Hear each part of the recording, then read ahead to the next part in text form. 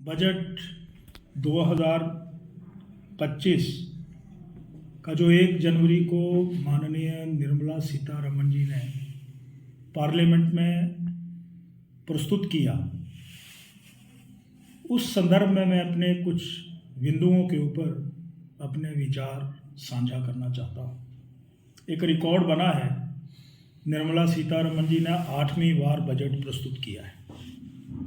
श्रद्धेय श्री नरेंद्र मोदी जी का एक विज़न है कि हम इस मुल्क को वर्ष 2047 तक पहुंचते पहुंचते विकसित बना देंगे, विकसित राष्ट्रों में खड़ा कर देंगे। और उसी विकसित राष्ट्र के लिए ये बजट जो है एक पड़ाव है। और माननीय प्रधानमंत्री जी का विज़न है कि सबका साथ, सबका विकास, सबका विश्वास। और उनका कहना ये भी है कि समाज के जो 4 वर्ग हैं, चाहे वो गरीब कल्याण हो, चाहे महिला सशक्तिकरण हो, चाहे वो नौजवान हो, चाहे किसान हो, उस दिशा में ये 1 जनवरी 2025 को जो बजट प्रस्तुत हुआ, 4 दिशाओं में मजबूत इंजन के रूप में इसकी संज्ञा दी गई है। यानी इसमें सबसे पहले अगर मैं बात करूं, नौजवान को प्रशिक्षित करने के लिए, नौजवान स्किलफुल बने, मेक इन इंडिया के नाम पर उसका प्रशिक्षण हो, उसके लिए लघु, सूक्ष्म, मध्यम उद्योगों को लेकर के विशेष आग्रह किया गया है और उसके लिए बजटरी प्रावधान भी किया गया है। दूसरा, हम किसानों की अगर बात करते हैं तो प्रधानमंत्री जी ने 1.37 लाख करोड़ रुपया कृषि के ऊपर सबसे अधिक रखा गया है। उसमें प्रधानमंत्री किसान सम्मान निधि जो 55,000 करोड़ रुपया, 55,500 करोड़ रुपए का प्रावधान है, उसको भी यथावत रखा गया है। और फसल बीमा के ऊपर किसान की फसल बीमित हो, यानी गर्मी में, तूफान में, बारिश में उसको खर्च की गई या बीमित राशि की उसको राशि का भुगतान हो, उसमें भी बजट का भी प्रावधान किया गया है। और हिंदुस्तान में गरीबी का उन्मूलन हो, पूरी तरह से समाप्त हो। और अगर आज हम ये बात करते हैं कि पिछले कुछ एक वर्षों में 25 करोड़ लोग गरीबी की रेखा से ऊपर उभरे हैं, तो उसके लिए प्रधानमंत्री जी के योजनाएं, उन योजनाओं को मैं अगर जिक्र करना चाहता हूँ, यानी जिसके पास मकान नहीं है, अगर 93,000 मकान हिमाचल प्रदेश में आते हैं और 3 करोड़ से ज़्यादा मकान पूरे हिंदुस्तान में मिलते हैं, और उसी तर्ज पर अब जियो टैगिंग का काम चल रहा है, जिनके मकान नहीं है उनको मिलने का आस बंधी है। उसी तरीके से 7 करोड़ से ज़्यादा शौचालय हिंदुस्तान में बनाए गए हैं। 12 करोड़ से ज़्यादा जो हैं प्रधानमंत्री किसान सम्मान निधि का प्रावधान किया गया है।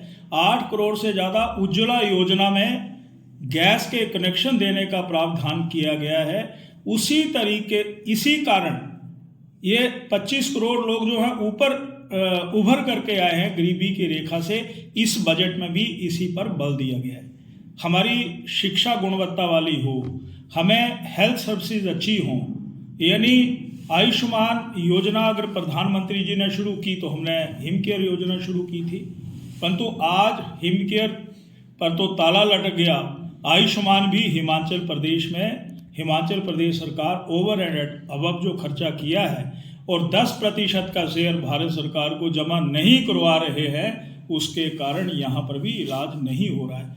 पर यहाँ पर एम्स जो हैं, अब किसी समय गिने चुने एम होते थे, आज तो हिमाचल प्रदेश के बिलासपुर में भी एम्स आ गया। 6 मेडिकल कॉलेज, एक private medical college Himachal Pradesh में फंक्शनल हो गए हैं। मैं पढ़ रहा था कि 10,000 और make in India, make for the world, local for vocal, यहाँ जो पुश्तैनी पुराने काम हैं हम उस पर भी बल दें जो धीरे धीरे लुप्त हो रहे हैं। और उसके लिए भी बजट का प्रावधान किया गया है। टैक्सेस जो हैं उसको भी सरल और बढ़िया आसान तरीके से हिंदुस्तान में लोगों से लिया जाए, वसूला जाए, तो उस दिशा में भी ये तमाम काम जो हैं वो आगे हो रहे हैं। पार्लियामेंट में इसका बिल भी माननीय निर्मला सीतारमण जी के द्वारा प्रस्तुत हुआ है। ये सारी बात मैं आपके सामने रखना चाहता हूं। और इस बजट में हिमाचल प्रदेश के लिए भी प्रतिबिंब लोगों को देखने को मिला है।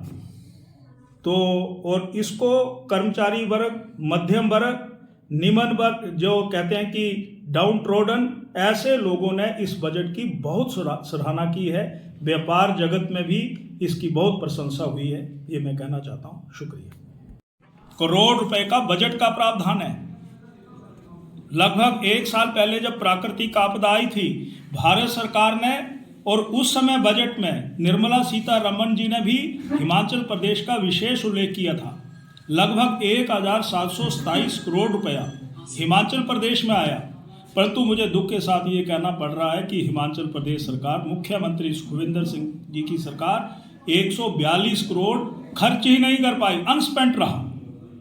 तो भारत सरकार, चाहे वो पीएमजीएसवाई की बात हो 6000 करोड़ रुपया, चाहे वो सीआरएफ की बात हो, चाहे अन्य योजनाओं की बात हो, चाहे हमारे यहाँ पर 6 NHAI के रोड बनने की बात हो, हम तो यहीं की बात अगर करते हैं, कांगड़ा से शिमला का रोड और आपके बिल्कुल ज्वालामुखी से होकर के जा रहा है, 10,000 करोड़ रुपया, 10,800 करोड़ रुपया उसके ऊपर खर्च हो रहा है। चाहे हम अपने जसूर, नूरपुर, पठानकोट से मंडी की बात करें, 10,000 करोड़ रुपया उसके ऊपर खर्च हो रहा है। इसी तरीके से 5 अन्य रोड, चाहे वो कीर्तपुर, नेरचौक, मंडी मनाली की बात हो, चाहे वो परवाणू से लेकर के यहाँ पिंजौर और यहाँ बीबीएन के इलाके की बात हो, कैथली घाट की बात हो, इस प्रकार के तमाम रोड जो हैं वो भारत सरकार के द्वारा तीव्र गति से बनाए जा रहे हैं। यानी भारत सरकार की ओर से धन योजनाओं की कोई भी कमी नहीं है। ये मैं सारी बात आपके सन्मुख यहाँ पर रखना चाहता हूँ। पर दुर्भाग्य इस बात का है कि भारत सरकार हिमाचल प्रदेश को खुले मन से, खुले हाथ से सहायता कर रही है, परंतु मुख्यमंत्री महोदय राग ये अलापते हैं, दिल्ली में कुछ और कहते हैं, और यहाँ जब पहुँचते हैं हिमाचल या कहीं पहुँचते हैं तो उनका सुर और ताल बदल जाते हैं। इतना ही मैं कहना चाहता हूँ कि जो फाइनेंशियल मिसमैनेजमेंट है इस सरकार की, उसके कारण आम आदमी दुखी है। और हिमाचल प्रदेश में 1500 से ज़्यादा संस्थान बंद हो गए, चाहे वो स्कूल हों, चाहे वो हेल्थ इंस्टीट्यूशंस हों, चाहे अन्य जन सुविधाओं की, चाहे वो जल शक्ति, चाहे लोक निर्माण, चाहे वो राजस्व, चाहे वन विभाग के जितने कार्यालय थे, वो तमाम जनहित में जो श्री जयराम ठाकुर जी की सरकार ने खोले थे, वो तमाम बंद हो गए हैं। और इस मिसमैनेजमेंट और मिस हैंडलिंग की अगर मैं बात करूं तो मित्र जो हैं अनगिनत, यहाँ पर कोई ओएसडी बना दिए, कोई पॉलिटिकल एडवाइज़र बना दिए, उनके वेतनमान जो हैं वो बढ़ा दिए गए, परंतु हिमाचल प्रदेश की लगभग 22 लाख से ज़्यादा बहनें इंतज़ार कर रही हैं कि 1500 रुपये का दिया गया वो वायदा आज भी पूरा नहीं हो रहा है। किसान 300 किसान जो है वो भी ललायित है कि हमारे लिए भी कोई योजना बनाई जाए। 300 यूनिट का नारा जो है वो हवाई हो गया है। यही मैं सारी बात यहाँ रखना चाहता हूँ। और सबसे बड़ी बात, अगर स्किलफुल इंडिया की अगर मैं बात करूँ तो इस बजट में ये भी प्रावधान किया गया है कि प्रधानमंत्री जी ने गत वर्ष जो प्रधानमंत्री मुद्रा लोन है उसको डबल कर दिया था। यानी यहाँ पर नौजवान जो है वो प्रशिक्षित बने, यहाँ नौजवान टेक्निकली इक्विप्ड हो, ताकि वो अपना स्वयं का रोजगार मुद्रा लोन में वो शुरू कर सकें। इस दिशा में भी बहुत से प्रयास हिमाचल प्रदेश सरकार की, केंद्र की सरकार की ओर से किए गए हैं।